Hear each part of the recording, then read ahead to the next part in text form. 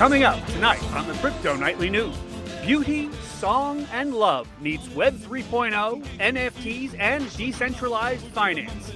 We're heading to Vienna to talk artwork, music, and the new way fine art is finding new ways to talk about their efforts to bring the masterpieces of the ages to the metaverse with ArteQ.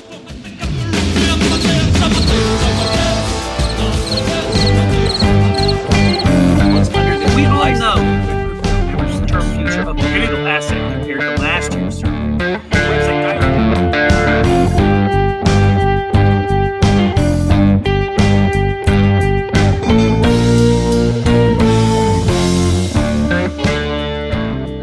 Welcome to the Crypto Nightly News with Chris Jerman.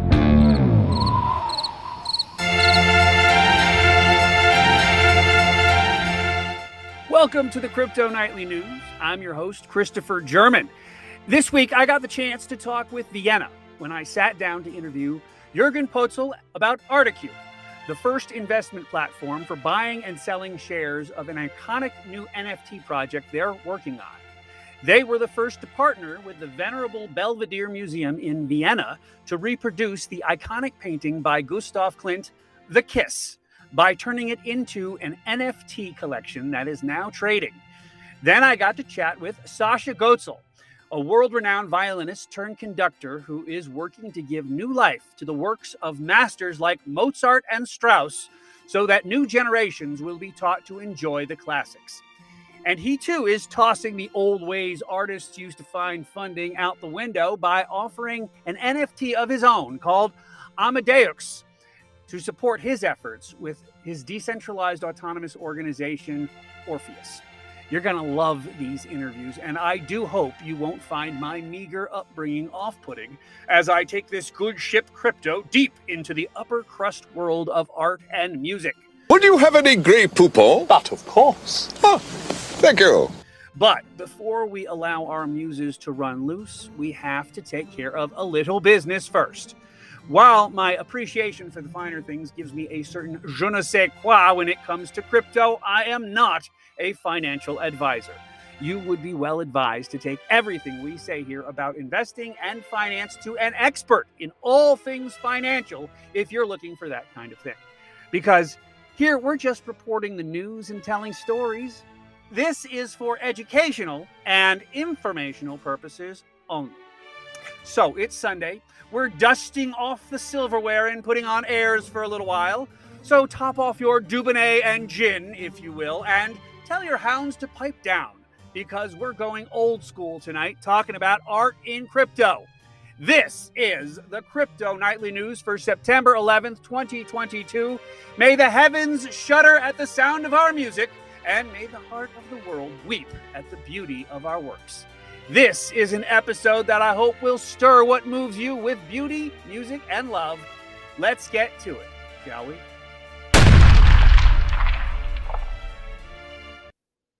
Markets were smiling for the 7-day look back. Bitcoin was up 20K by the weekend, with ETH making a run at 2,000.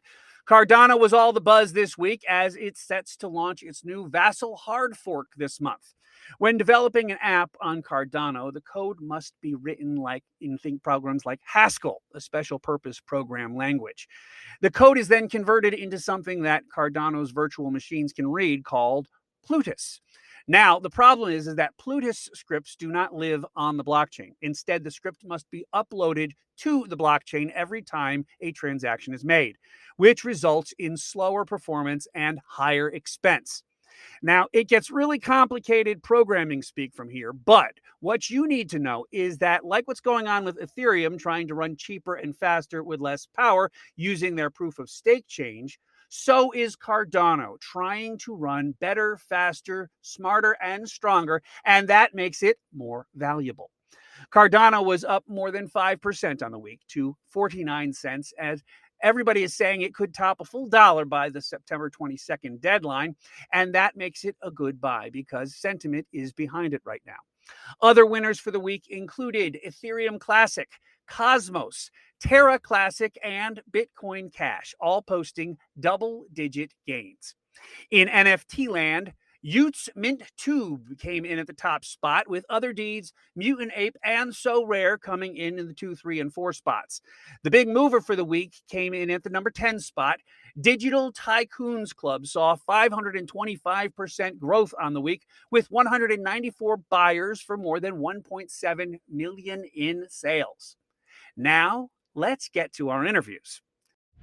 For the first time in the history of art, the world-famous masterpiece, The Kiss by Gustav Klimt, is joining the metaverse NFT space, and a part of it could be yours. On Valentine's Day of this year, Gustav Klimt's The Kiss, Lovers, one of the world's most famous works of art and the centerpiece of the Belvedere Museum in Vienna's collection, was released as an NFT project. A high-resolution digital copy was divided into a 100 by 100 grid, resulting in 10,000 unique individual pieces that were offered as non-fungible tokens, or NFTs. Total sales volume for the Kiss NFT this week was just over $1,500, with 3 sold. 1,799 of the 10,000 have been sold for an average price of $522, so you can get in while the getting's good.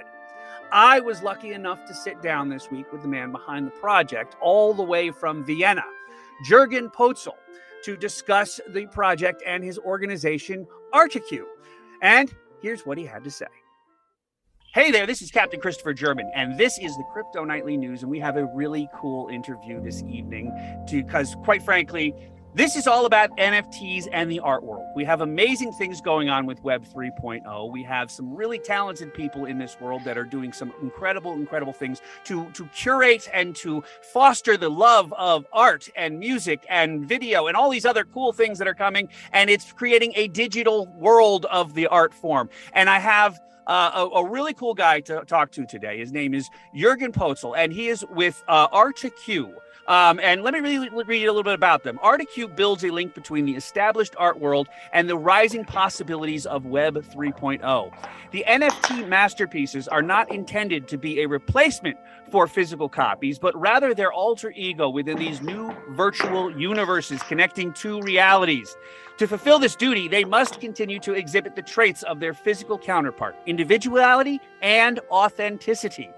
By developing distinctive NFT strategies, they provide museums and organizations that maintain well-known works of art with a new way to increase their worth. This will help the art dealers, museums, and artists with the financial load of conserving creative history while giving them the cutting-edge tools to indirectly promote the actual pieces and the organizations that preserve them. So, without further ado, Jürgen Potzel, you know this stuff better than anybody else. You are the artist du jour. Tell us about ArteQ and tell us why NFTs are the future of Web 3.0. Well, first of all, thank you so much for having me. This is a great pleasure.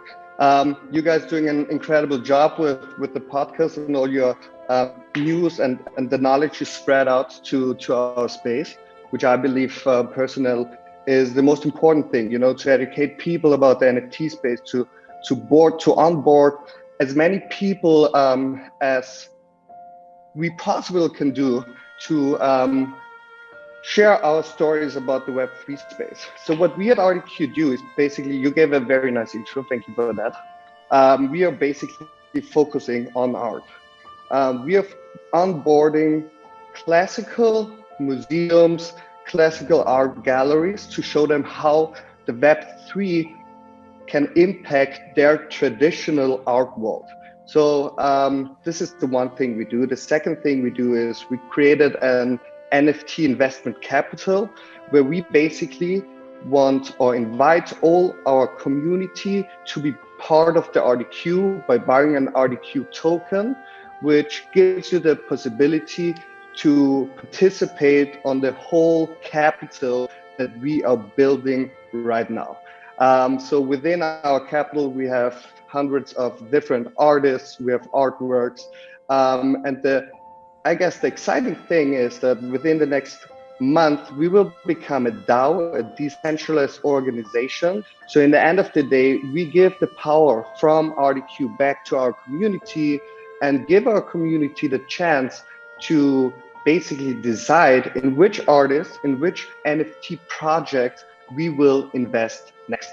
So how it will work? So every Friday afternoon, or maybe twice a week, we will ask our ArteQ token holders where to invest next, in which project, by a simple application.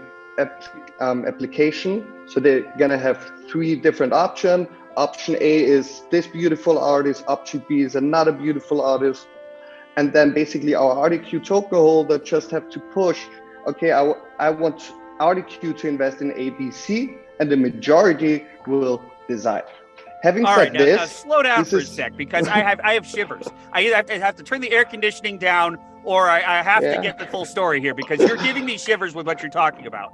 Because what I'm hearing from you is that ArteQ is essentially what galleries and museums used to be. And it's not to say that we're replacing that, but it's a virtual version of, say, a museum, which requires its donors, which requires its supporters to keep the art going. Most of the major art museums in this country, in the United States anyway, and I imagine worldwide, have a huge donor base that keeps them going. And so you are morphing that concept into being a virtual art gallery, so to speak, where you have your benefactors that are in the form of token holders that are going to be directing you in a very decentralized way so that they can continue to grow this collection and continue to grow the beloved world of art, which is happening in a virtual way. Now, do I have that right? Is that am I hitting that right? Yeah, but even more, I want one thing to add on that. Sure. We are not only in the virtual world, we are also in the normal, true analog world, given the fact that we are partnering together with a lot of galleries around the world. So in the end of the day, our digital art as NFTs will also be shown not only virtually, but also in the different galleries that we are partnering with. To give you an example, we will have, by the end of November, we will have an exhibition in Miami and in Vienna at the same time, showing a beautiful artist called Natalie Diano. Check her out, she's beautiful.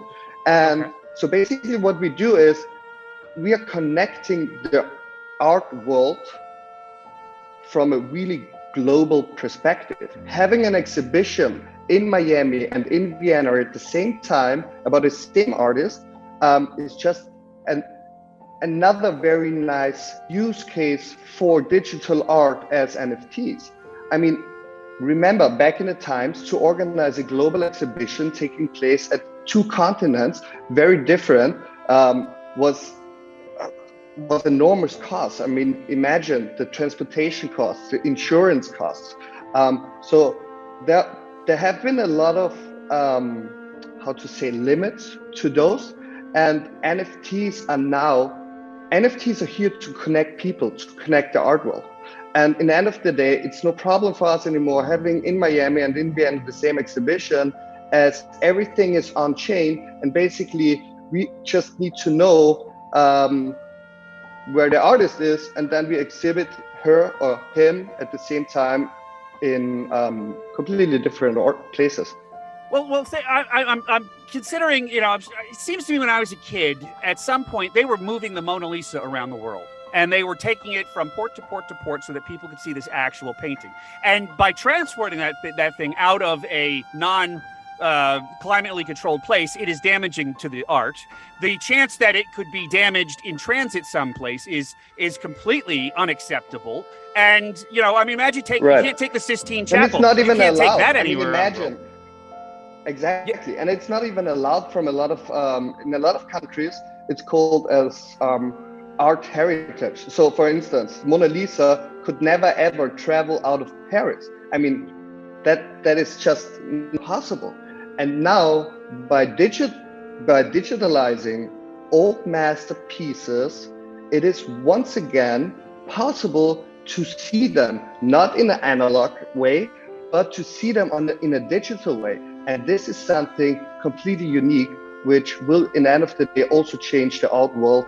And that's why I'm so thankful for having the chance talking with you guys, as NFT will, for sure, totally transform the whole art industry. And think about it this way. Think about an inner city child in the Bronx of New York City the chances that they are going to get over to Paris and to go see the Mona Lisa is probably not going to happen. They're probably never going to see a Picasso up in person. They're never going to see the Sistine Chapel. They're never going to see these works of art in person.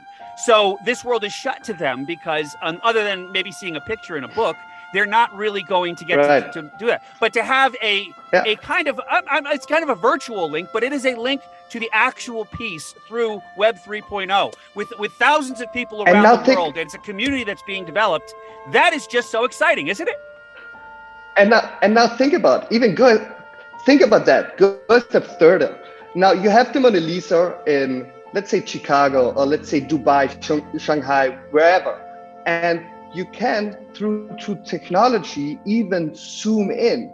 So basically, you can zoom in and see all the details that you would never see the brush strokes through the original Mona Lisa. The depth of the paint and exactly. The so feel and the many texture different, so many different pieces. Exactly. So I mean, in the end of the day, it is something different to see the original painting, which is on canvas, or to see the digital original, as we call it. But in the end of the day, it's just two different feelings about how people consume art. And that's something we also try to do with the Belvedere Museum here in Vienna. So the Belvedere Museum is one of the oldest museums in Europe.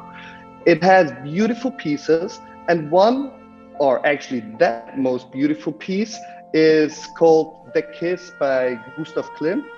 And we took a digital copy, so the digital original, and we fractionized it into 10,000 different pieces.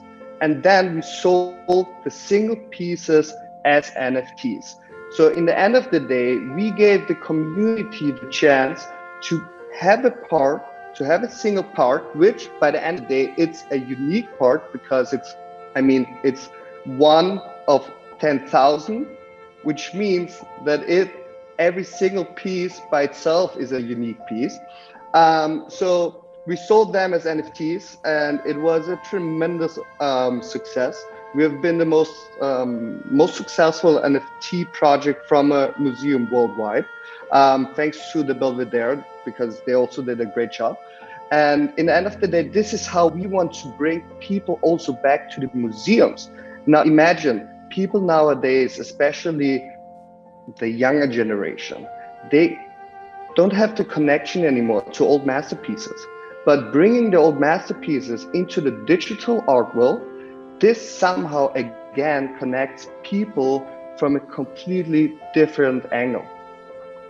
Well, and I'm thinking from a fundraising perspective, but also from a consumption perspective, from an appreciation perspective, this is just such a unique way to re-engage a new audience into the old masterpieces, but it's also a chance to bring new masterpieces into the world in a whole new way, which is really very exciting. Yeah. Well, maybe you don't know this about me. The combination.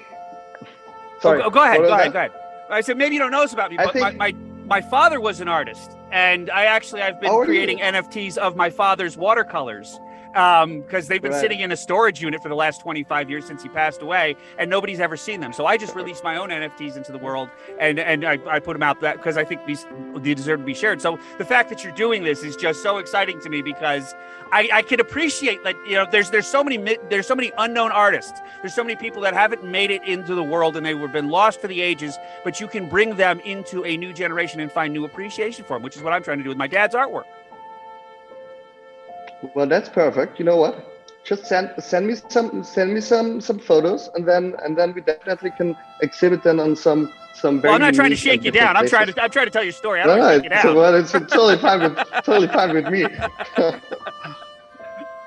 Well, tell me this. How can people get in contact with you? If I'm an artist and I want to support you, if I want to get my work out with you, I want to get involved with what you're doing. How do they do that? So you just go to our homepage. It's ArteQ.io.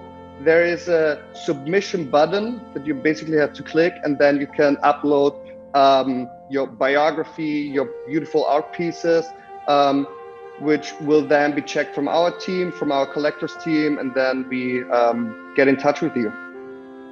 Well, the truth of the matter is that you're democratizing art by doing this. Is you're bringing it to the masses. Everybody can get involved in this. It's all decentralized. You're becoming a DAO, and that is just so exciting that we now every day, every average people can now participate with appreciating and with a little bit of ownership of these massive art pieces that have been changing the ages and been speaking to us for decades. They're coming into our homes. That is just so exciting. Jürgen Potzel, ArteQ, I can't thank you enough for being here today. I'm going to send everybody, I'm going to put a link into this video so that make sure everybody gets your thing there. And I'm going to be talking to you off air because we have to talk about my dad's artwork as well. Thank you for being here today, sir. Thank you.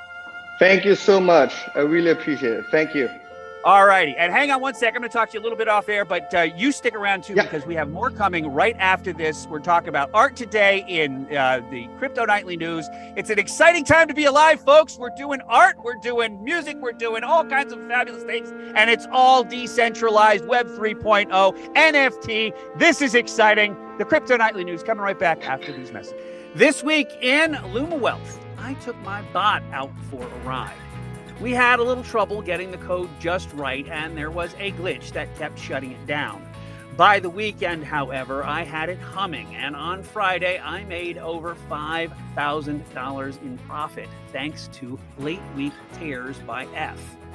Now, it's paper money, and it's all just rehearsal at this point, but I'm almost ready to go live. I can't believe Robert got me this far into crypto, and now I stand ready to make a lot of money thanks to lumiwealth. Check them out at lumiwealth.com and get your bot working for you, because with the proof of stake conversion over at ETH and the hard fork at Cardano and this crypto winter ready to warm, there's going to be some big gains to be had. Now's the time to get into crypto, and lumiwealth is the way to do it. Invest in yourself at lumiwealth. Good. All right, let's get a little background on this because I am fascinated by what you're doing. You are you a musician? Or are you just a really amazing music supporter? What do you do? No, I'm a musician. I'm a classical conductor. Oh, I can call you a maestro, and nobody, that wouldn't offend you at all. No, that was is our official. But I prefer Sasha in any case. But basically, my background is I was starting as a violinist, as a professional violinist, and I always wanted to. I said being the man in the middle when I was watching the concerts, even as a child. So I started very young, and then I have had the privilege starting with amazing people around the world, and then I made quite a very traditional career. But quite early in time, also in my career, I am from Vienna, so this is a very traditional place.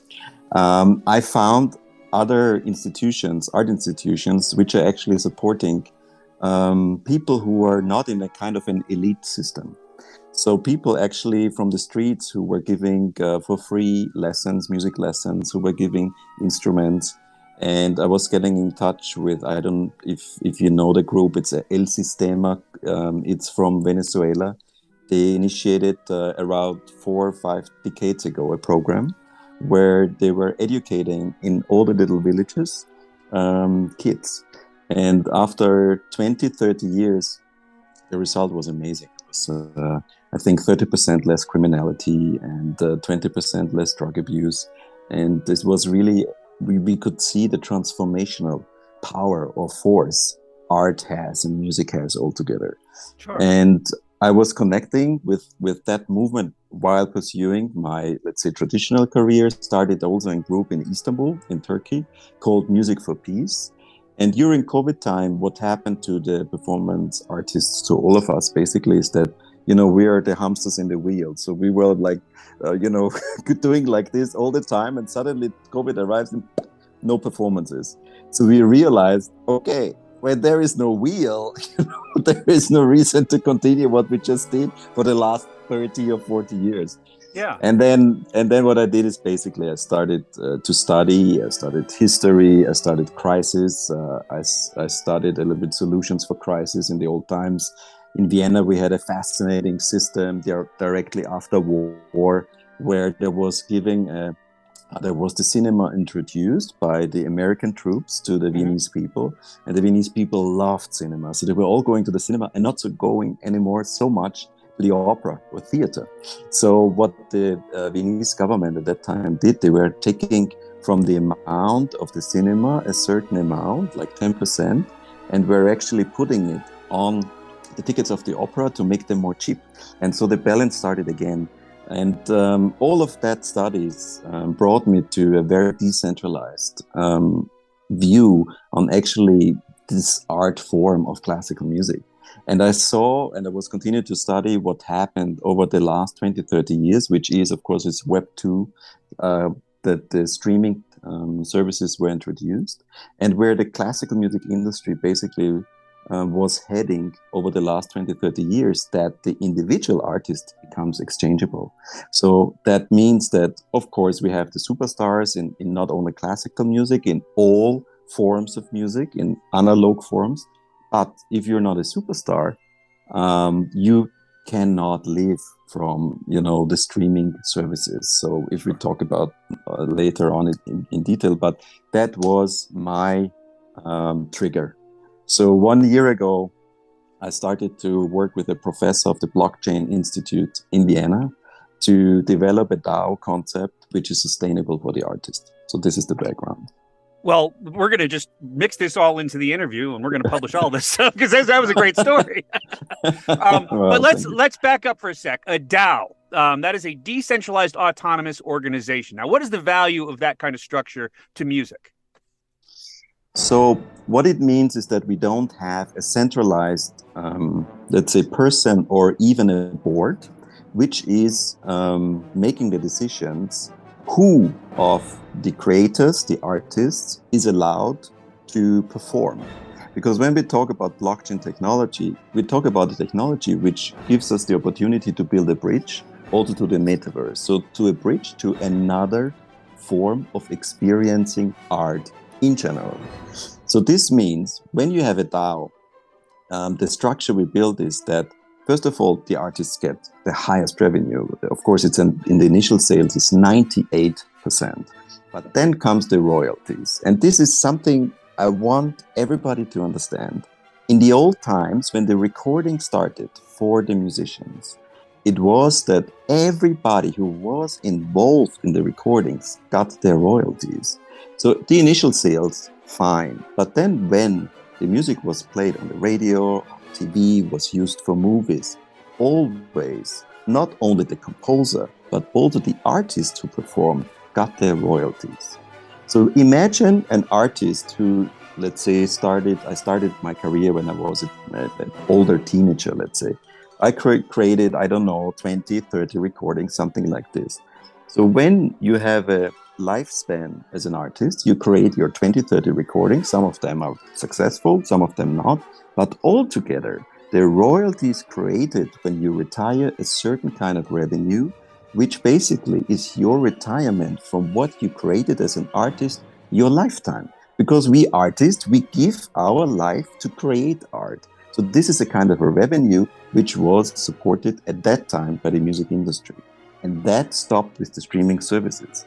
Because basically the big companies, if it's Sony or Universal or you name it, but those companies, they give the complete rights to the streaming platforms, while the artists get, depending on the platform, $0.004 or 0.001, or even Apple, which says they give 52%, I think I saw that number, on all revenues. They give it back to the artist. In reality, we really don't know how much is the payout, but I am in the business, so I can tell you that so far, I never saw really money.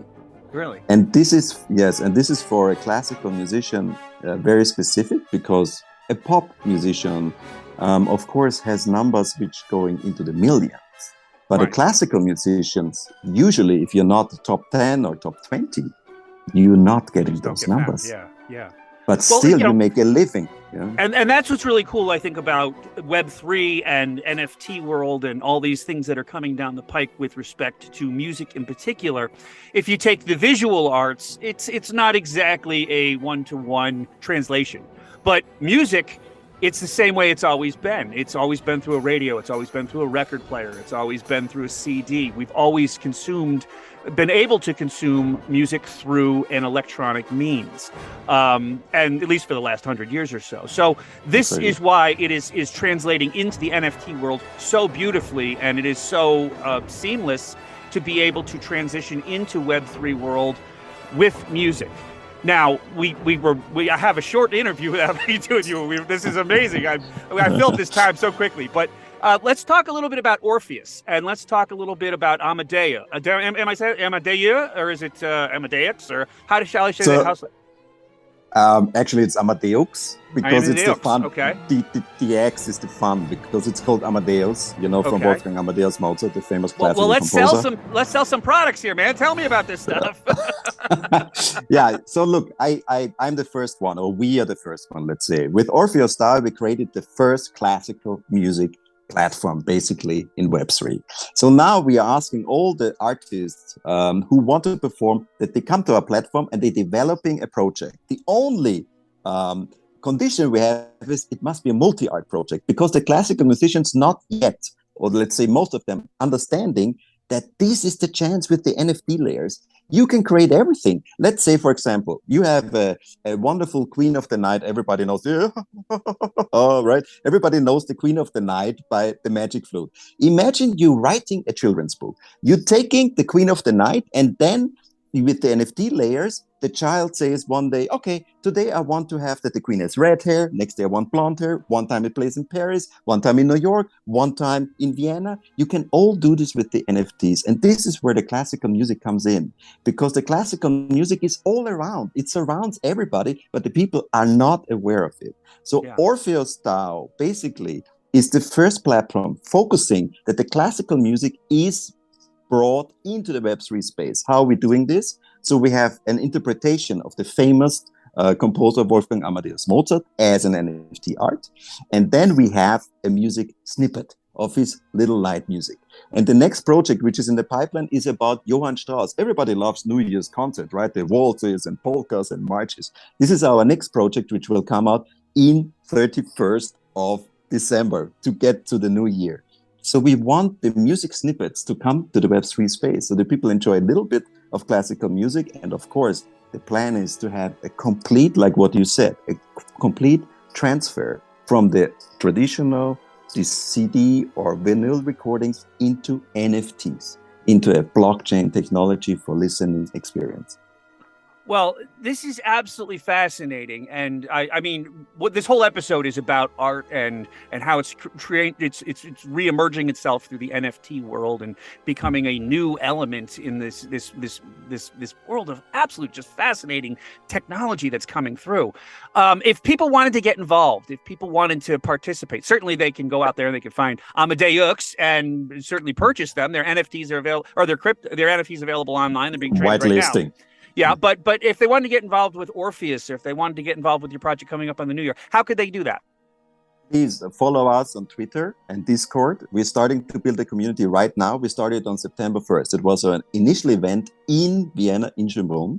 And within this community, when you get an NFT, you also get a social token. And the social token of Orpheus actually gives you a vote. And I want it to be also this completely decentralized. So one person, one vote. So when you are start of the community, you can introduce artists, you can introduce yourself, and then we will vote in the decentralized community of Orpheus, which project is the next one we put on the list. We have a marketplace as well, which means if you have a project ready, just write us, and we will have a look at the project, and the community, which is there right now, will vote with the social tokens, which of the projects we will put into practice. So it's a complete democratized world. Again, the artist stays in the center. The art stays in the center. We want to bring the value of art for the community, for diversity, to the metaverse. And that's something super beautiful. Just imagine everybody can experience any kind of art you want at any time in the metaverse. That's what Orpheus DAO is about. It's about diversity. We love that. And we want, because we are so passionate, we want to give it to all of you. That's why we initiated the project. And there's one more thing, if you don't, if you're not mad at me saying this. No, fire away. One more thing. Yeah. We also, because I'm coming from Music for Peace, so we also contribute a certain amount of each NFT sale to those communities, which are humanitarian communities supporting people, underprivileged people, with the art. So we are building schools. We will give musical instruments to people who cannot afford it, to the children. Because when you are playing in a symphonic orchestra, an instrument, you start to listen. You start to see that real greatness starts with being together and believing in each other. This is another mission of Orpheus, that we want to put again the focus on the people, on each individual, and not being exchangeable anymore. Well, I'm a little bit of a musician. I'm not nearly as qualified as you, obviously. That's why I'm doing this stuff, and I'm not professionally playing music. But you're changing the way the world's working. You're investing in the youth. You're investing in peace. You're investing in loving our fellow man and loving the arts. This is one of the things that I'm just so glad that I get to be able to bring this podcast out to the world and share these stories with people. I'm going to stick your link into this piece here, but unfortunately, I have to go because we have so much stuff to cover in this episode because it is such a cool topic. But thank you, Sasha. I'm going to get your last name wrong. Gotzel, is that correct the way I say it? That's perfectly right. Thank you. Sasha Gotzel, thank you so much for being here. Check out Orpheus DAO up online. Get involved. Pick up a copy of Amadeus and get your NFT today. It's available online. And we're going to keep following this story because this is just so cool to what you guys are doing. We're all the way in Vienna this week. How cool is that? Sasha, thank you so much for being here today. Thanks. It was a pleasure being here, and toi toi toi for everybody who invests in the art. You can do it. We can do it together. Amen. Thank you, sir, and have a beautiful time over there in Vienna. And you stick around. We got more coming up right after this break. The Great Loop is Evel Knievel jumping the Snake River, combined with The Truman Show, combined with America's Got Talent. It's a combination of all of these different mechanisms all together, and we're going to turn it into a TV show.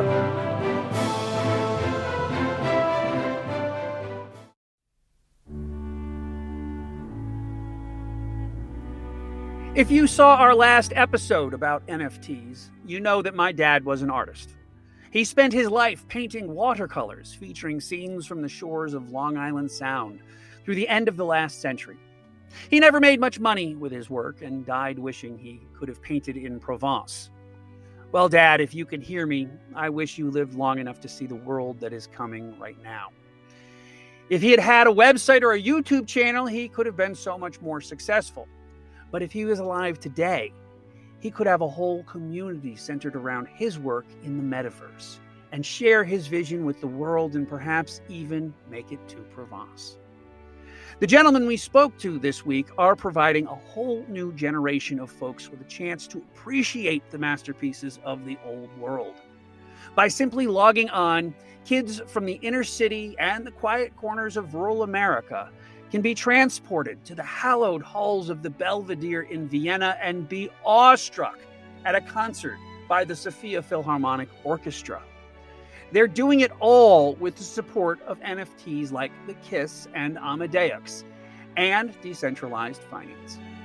This new virtual world of metaverse and crypto gets a lot of bad press. Some of it's deserved because there are some pretty bad actors afoot, but I think in the long run, the beauty and love that is created by art and music, culture and literature will win the day, thanks to people like Jürgen Potzel and Sasha Gotzel, who are bringing the arts alive in this new realm. A whole new generation will be given the chance to appreciate it in a whole new democratic way. And if you're like my dad, Richard German, out there struggling to find your audience, keep at it, because this decentralized future holds all sorts of opportunities to help you connect with an audience who will appreciate your work. And that's the takeaway for this week.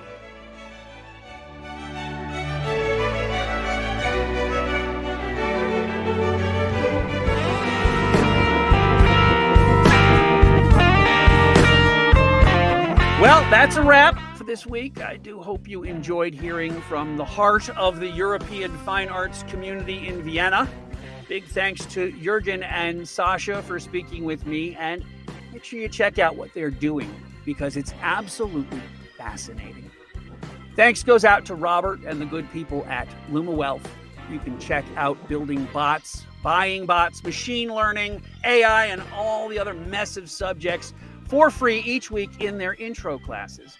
Just go to lumiwealth.com for all the info, or join the lumiwealth Discord community and chat with other students about their experience. You can hear us and see us each week thanks to our friends at Glacier FM and Co-host, and of course on YouTube, where we just topped the 1,000 subscriber mark and 1,000 downloads of our podcast. Tune in every Sunday at 9 p.m. Eastern for new episodes, and stream us in the entire week after on Spotify, Pandora, Amazon, and the entire network of podcasting platforms. Check us out at thecryptonightlynews.com. You also find us at Crypto Nightly News on Facebook. Follow me at thatsailingguy on social media. Our prayers go out to the UK and all her citizens around the world. May Her Majesty Queen Elizabeth rest peacefully, and may King George III rule with wisdom and benevolence. On this month's sad anniversary, may the families of those lost on this day so many years ago be comforted and find peace. Wishing you a safe and happy week ahead. For Sunday, September 11th, 2022, this is the Crypto Nightly News. Trade safely, my friends, and good night.